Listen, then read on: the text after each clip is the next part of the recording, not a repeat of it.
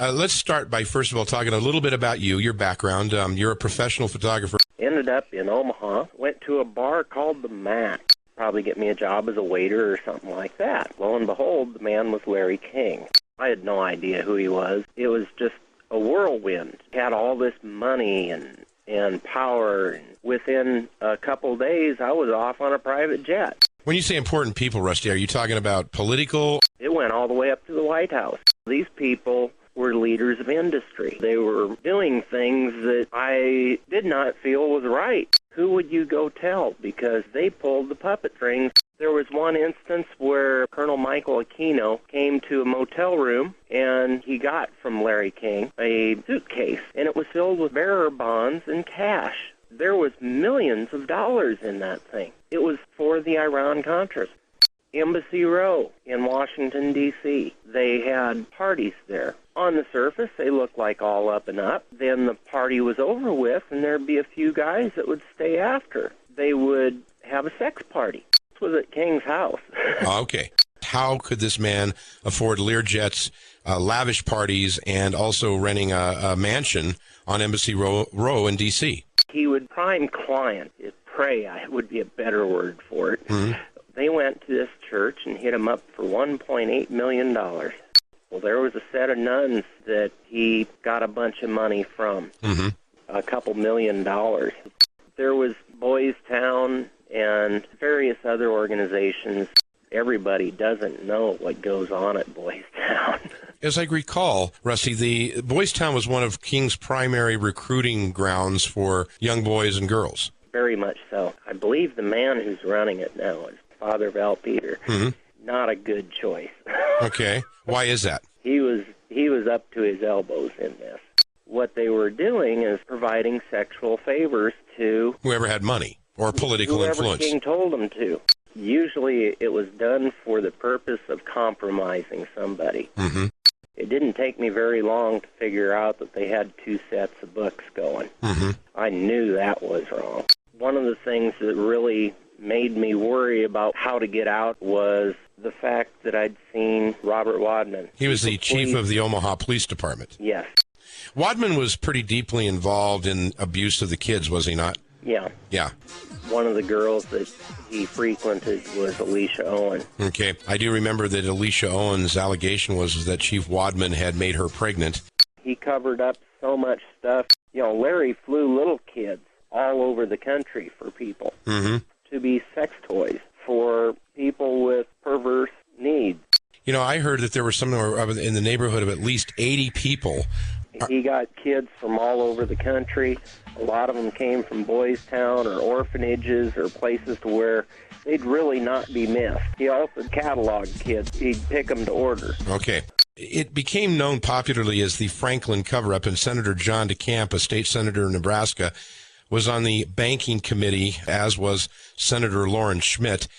This started out as a banking investigation into the Franklin Credit Union, which was being directed at the time by a man named Larry King, not the Larry King of talk show fame, but a gentleman who apparently was very big in Republican politics, not only at the state level, but he sang at the inauguration of I think it was Reagan, wasn't it? It was 1984 and 88. 84 and 88. And he was also head of the Black Republican Caucus. This guy was a mover and shaker in Republican politics. And what started out as a banking investigation quickly led into this area of human trafficking, prostitution, pornography, and drugs, I think, as I understand it as well. And more. And more. And now what's going on here is King was arrested and ultimately charged with embezzlement and not anything at all to do with all of this other stuff. So what we're doing now is we're kind of talking about the real action that was going on here. Let me ask you this. You were talking about him paying Wadman, Chief Wadman of the Omaha Police Department, who, by the way, is gone, long gone from there, as I understand he's out teaching law in Utah. Yeah. Where was King getting $50,000 a week to pay Wadman? Well, he was making his money supposedly off these restaurants and that. But what he was doing is he would hit up these churches or whoever else, and he'd tell them to write it to account number 888888. Okay. Which was his account. His account, okay. he would pay the interest on it to whoever the group was or the person investing it. Right. And when it came time to renew it, if nothing else worked, he'd offer him 1/4 or 0.5% more interest. Did any of this other money that he was paying Wadman, did any of it come from other criminal activities? I don't doubt one bit. It was nothing unusual for Larry King to have $1 million on his American Express card in a month. Wow. And pay it off. And pay it off. And the way Larry put it was, this is so bizarre that nobody will ever believe you if you told them. Mm-hmm. When I got into this, I had no idea. I thought I was working for somebody legitimate. Mm-hmm. And by the time that I realized that it was not on the up and up, it was to the point to where what I'd seen would have probably brought me in as an accessory, even though I had no involvement in it. Yeah. Who do you go tell? Right. Because, you see the chief of police taking money. He's rubbing elbows with all these powerful people. He had a daycare center in Omaha that he ran as a nonprofit. Are you talking about King? Yeah, Larry King did. Okay. And the guy that owned the building got wind of what Larry was doing and basically boarded up the doors. What was Larry doing at the daycare center? Oh, he was finding kids. Okay. And he would go rent them out, whether it be for himself or for others. How did they get that past the parents, for example? A lot of them were orphaned street kids. He'd say, well, my son's having a party, a sleepover, or something like that. His wife, her parents were doctors in where else but the Cayman Islands. Oh, boy. Okay, there's 2 places left in the world where you can hide money, and that's Belize and the Cayman Islands. Yeah. So basically that's where a lot of the money ended up going. What were you involved in? Well, I was his photographer, and I shot the parties. He would have these $5,000 and $10,000 a plate fundraisers. He had me made over. One morning he spent $4,800 on clothes for me. Yeah. And he went as far as to have my hair cut, colored, and permed by Nancy Reagan's hairdresser. Okay. $2,000 hairdo. Wow. Yep. Didn't blink an eye at it. The things that I was shooting would be these parties.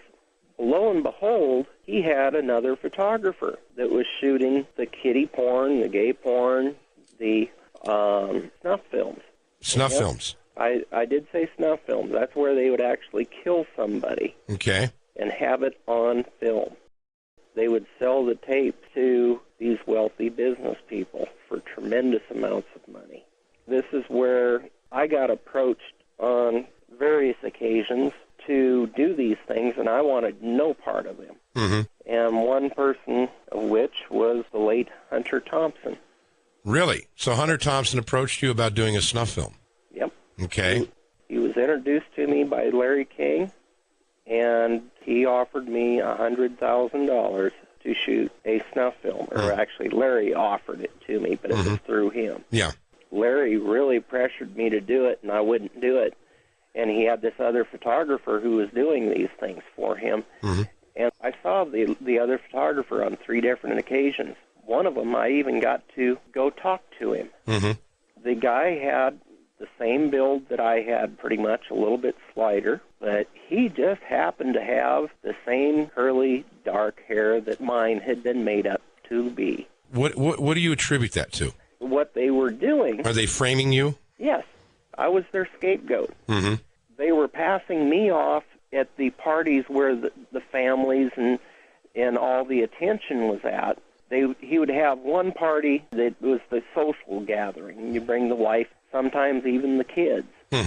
Then after that, there would be a few people that would stick around or come back, and they would have a separate party. And that was these sex parties. Your wildest dreams and worst nightmares. Yes, that's what went on. Wow. They would get these kids from the street. He'd offer them a life, and they didn't realize that he was going to take it. Well, how much was drugs involved in all of this? Very much. From what standpoint? There was a party that I was at in Washington, D.C. on Embassy Row where he had the table laid out like you would a fine buffet.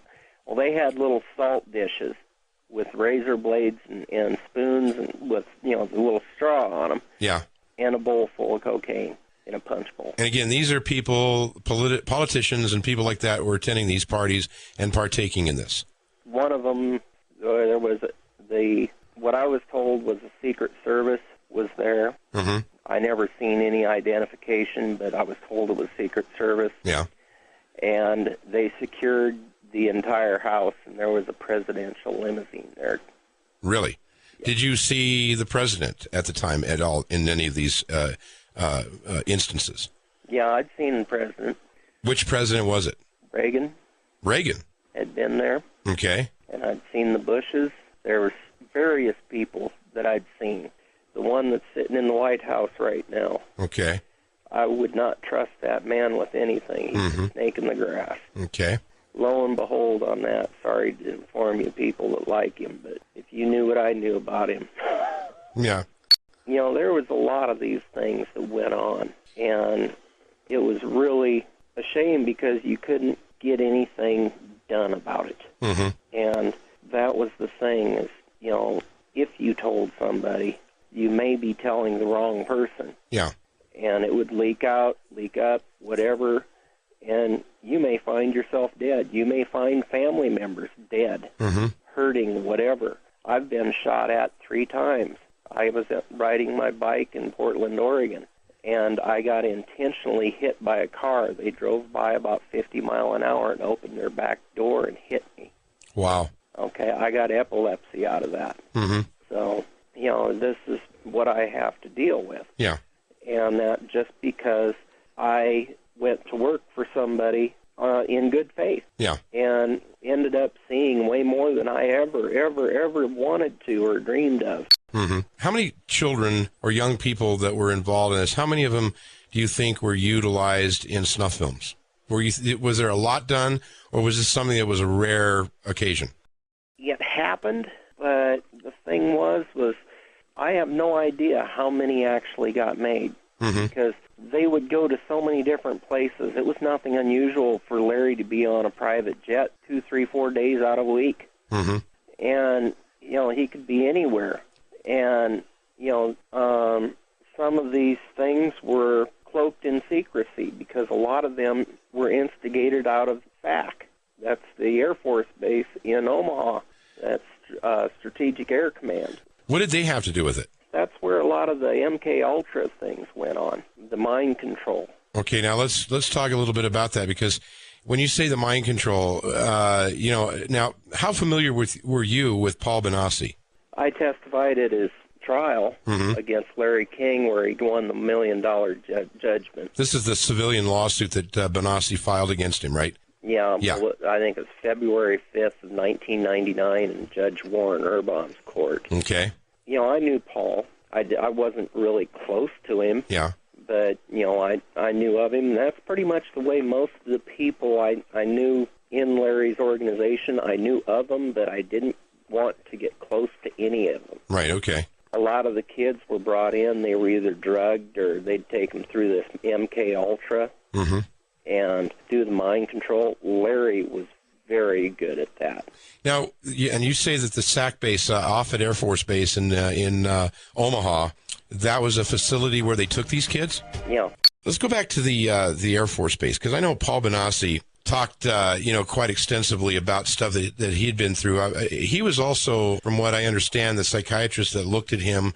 He was himself a multiple personality, had been traumatized, and these compartmentalized personalities had been set up in him from when he was just a child. He claimed that he had been taken to Offutt Air Force Base, did he not? Yeah. When I was with Larry and we went out to Offutt, what struck me funny was he would go right through the guard shack. They didn't stop him for anything. Didn't matter who he had with him. Okay, so it kind of implies that he was well known there. Oh, yeah. Yeah.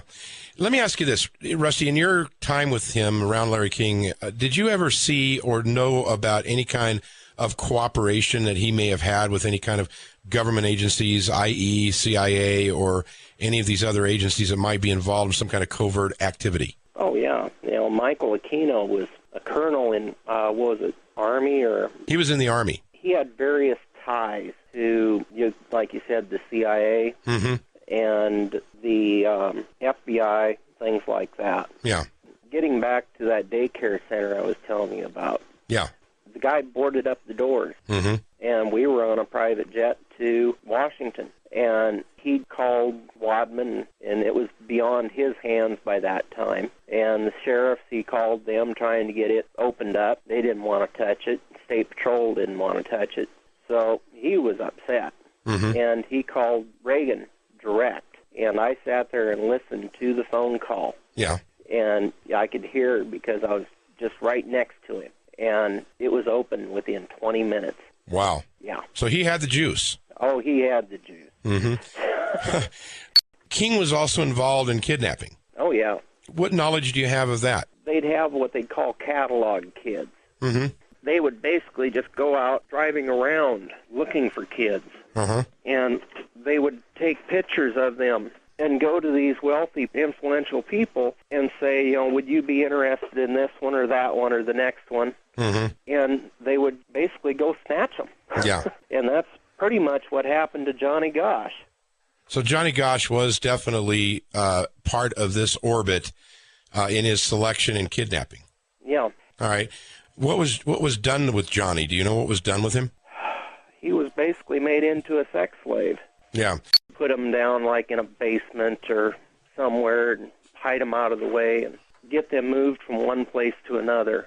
It gets to the point to where when you have a captive person, they're angry and frustrated at first, so they basically confine them or drug them. Yeah. And then they get to the point to where this person is craving personal interaction. Right. To where there's no other people around but the people who have made them captive. Right. And they get to the point to where they actually start liking the person.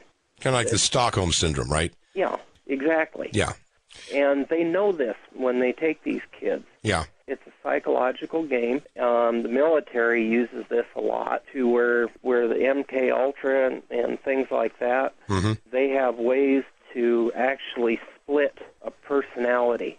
Paul Bonacci, if I remember right, he has 13 different personalities. I've seen a few of them. It's bizarre because you're sitting here, you're talking to this person, and it's a whole other person you're talking to. Yeah. But yet it's the same body. It's kind of eerie, actually. Yeah. Let's talk about the investigation itself and some of the stuff that went on with DeCamp and Senator Schmidt. Gary Caradori, who was a retired Nebraska highway patrolman, went into private investigative work, was hired by the committee to investigate this stuff.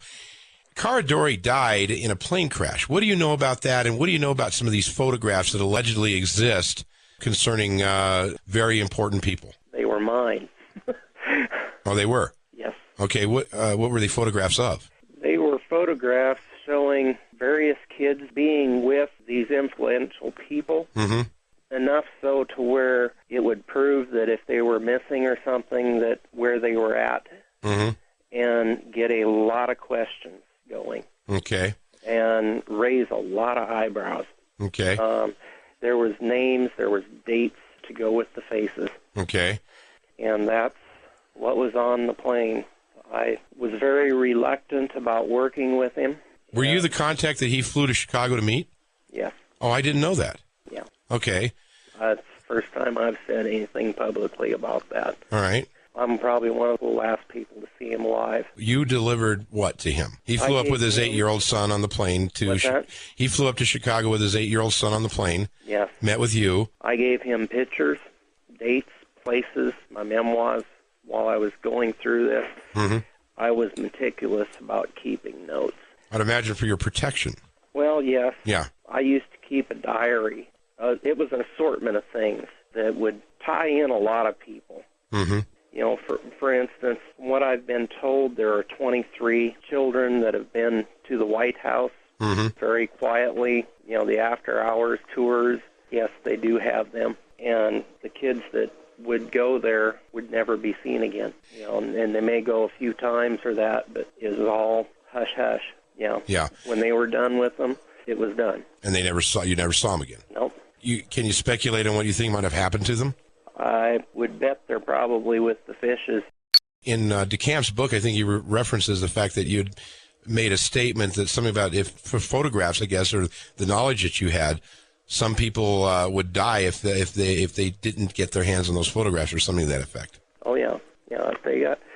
Some people have died because of my photographs. I feel very badly about that. Yeah. Gary Caradori and his son. I believe his son was like 10 years old, Brian. Yeah. And Gary had no idea what he was getting when I came up, and I didn't want him anywhere near where I was at. So we met in Chicago. Yeah. And what was really strange about this is his plane supposedly, quote, broke apart over Aurora, Illinois. Yeah. Which happens to be the town where Chief Wadman happened to be the police chief after he was run out of Omaha. Really? Yes. So Caradori's plane comes down over Aurora, Illinois. I remember it crashes into a farmer's field. Yep. Photographs and everything are blowing all over the place, and the police show up, FBI shows up, and everything is confiscated, and the farmer is threatened.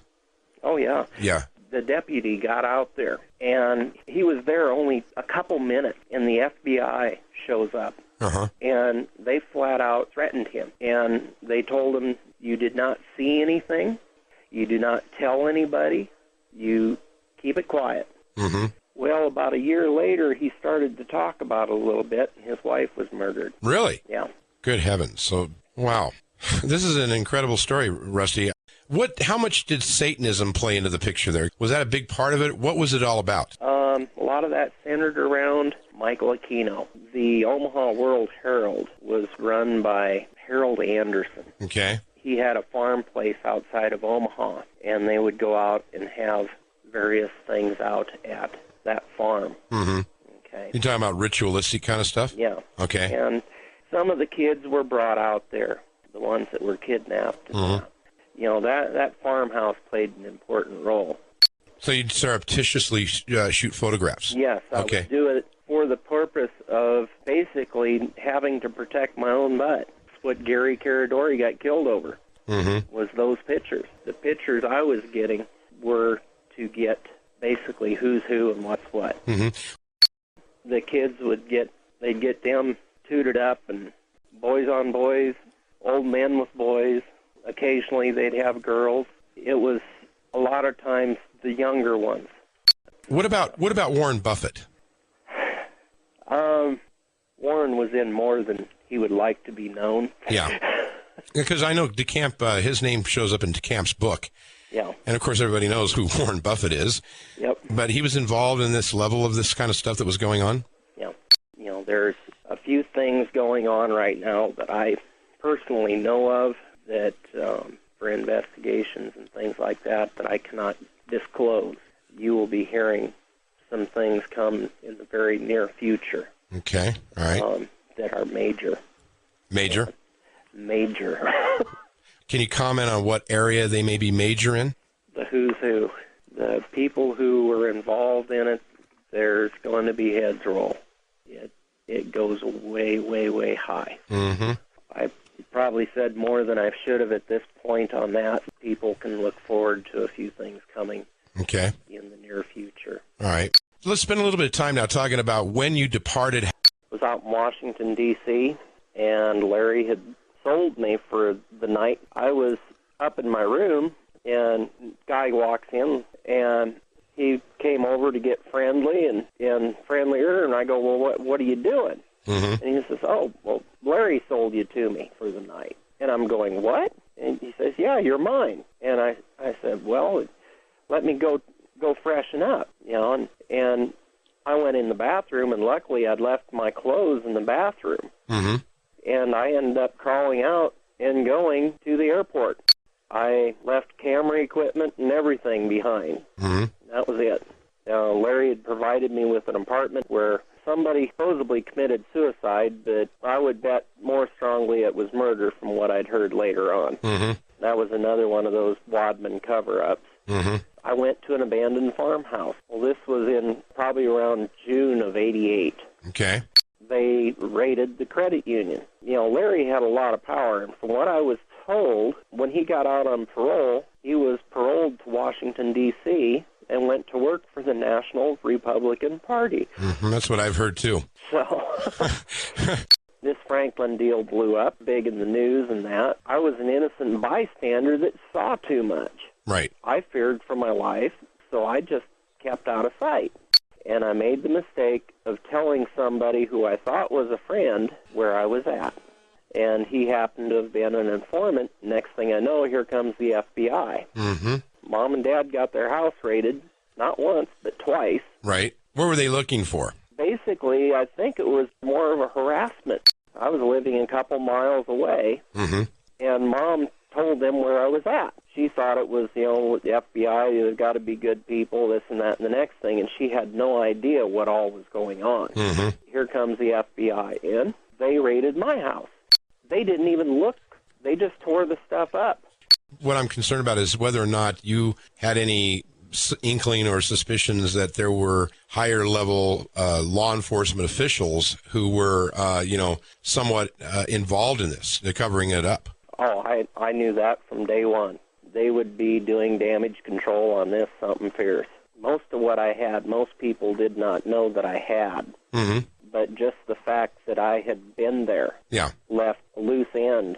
I thought I was lucky to get out of there with my life. What happens after that? I mean, after they raid the house, what happens to you? I basically went to living in my van. I traveled all over the country. I didn't stay hardly anywhere more than about 3 weeks. Rusty, have you ever been threatened with your life about talking about this or anything like that? Numerous times. People who would basically come out of the blue and just start talking. They wouldn't introduce themselves, and then it was basically keep your mouth shut. People will die.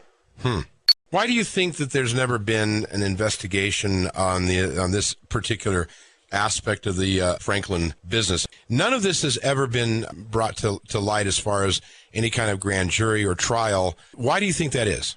Too much juice. That's been the biggest problem, is a lot of these people are above the law. That may be changing soon. Okay, let's bring it up to this Jeff Gannon thing. As most people know, Jeff Gannon was in the White House Presidential Press Corps. He was there on day passes, mere feet from the president, George W. Bush. Softball's a question. Other media constituents around him decide, well, let's find out who this guy is. They dig into his past. They find out that he was running a gay military escort service in the D.C. area. Now we've got people that are talking about the idea that Johnny Gosch may be Jeff Gannon. Do you think he is Johnny Gosch? I'd put my money on it. You would? I met with Johnny out in Portland. This has been a couple years back. And there was something that was mentioned that was, wouldn't it be funny if somebody could get into the White House or, the press corps or whatever. What would be his motive for doing this? Somewhat retaliation. So kind of a payback. Yeah. They put him through hell.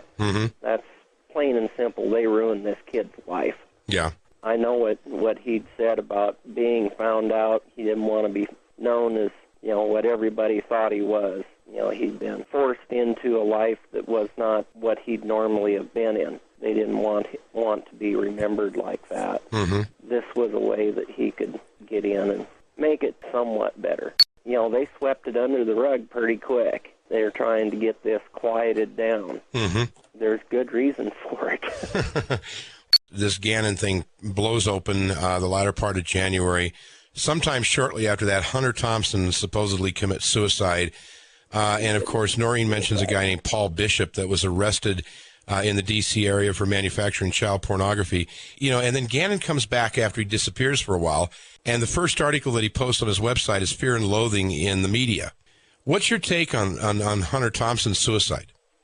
I don't think it was suicide. Why do you think he would have been murdered? Does it have something to do with this? I believe it does. In what way? It would be the snuff films. There's a very good chance that he's holding it over somebody. And the somebody just decided that it's easier to get rid of him than to give in. I was on a private jet that landed outside of Las Vegas. Nothing out there but military installations. Yeah, it's called Area 51. Well, we landed out there. there was a group of people came. There were a couple Arabic, and they just shuttled the kids off the plane. Mm-hmm. They weren't quite coherent. I'm sure they'd been drugged. Yeah. And they basically went out and brokered these kids. Mm-hmm. Have you ever, in your experience, been to the Bohemian Grove? Yes. What goes on there?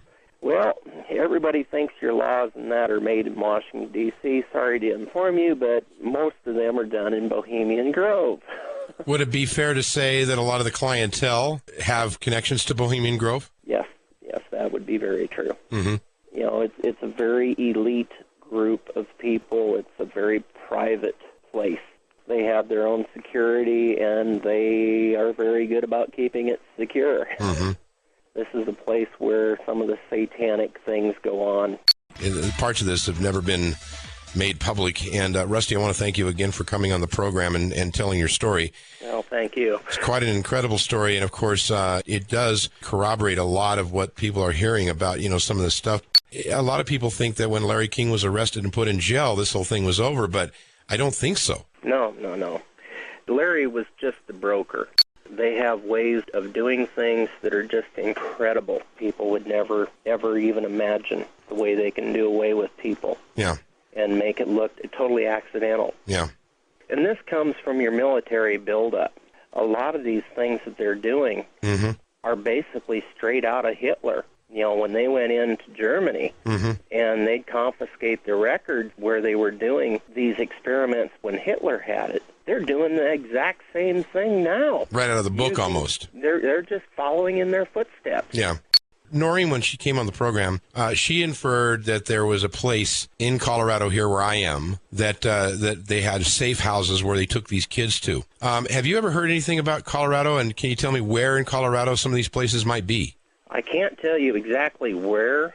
I do still have notes and pictures that are still available. Mm-hmm. They are in a very safe place, yeah. or actually places.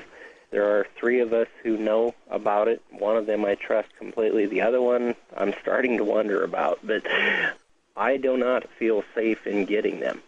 Is this international, or is this just something that's locally restricted to Nebraska or the United States? It's definitely not Nebraska, and it goes well beyond just the United States. It was basically white slave trade, where the people would come over and bid on people. Mm-hmm. There were some of them that I had heard went to Saudi Arabia and some of the Arabic countries over there. I've tried to keep away from politics and that since this happened. The less I know, the better. Right.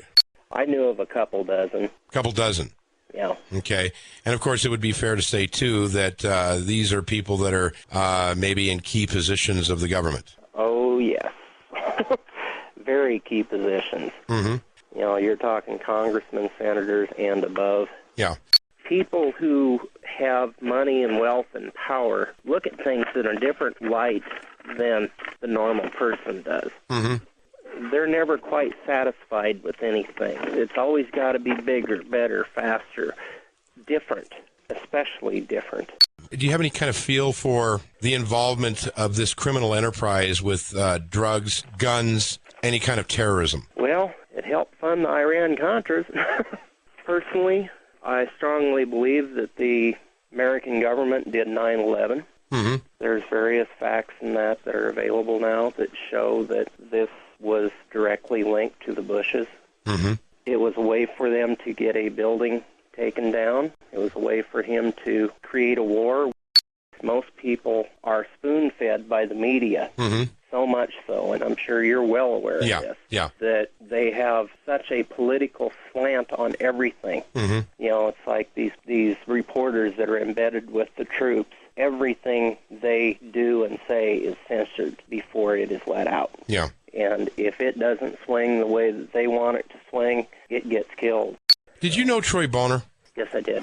What happened to him? I understand he died. He died. You know why? It was under very, very strange causes. Mm-hmm. He went to a mental hospital saying that there was people after him, mm-hmm. and he was discredited.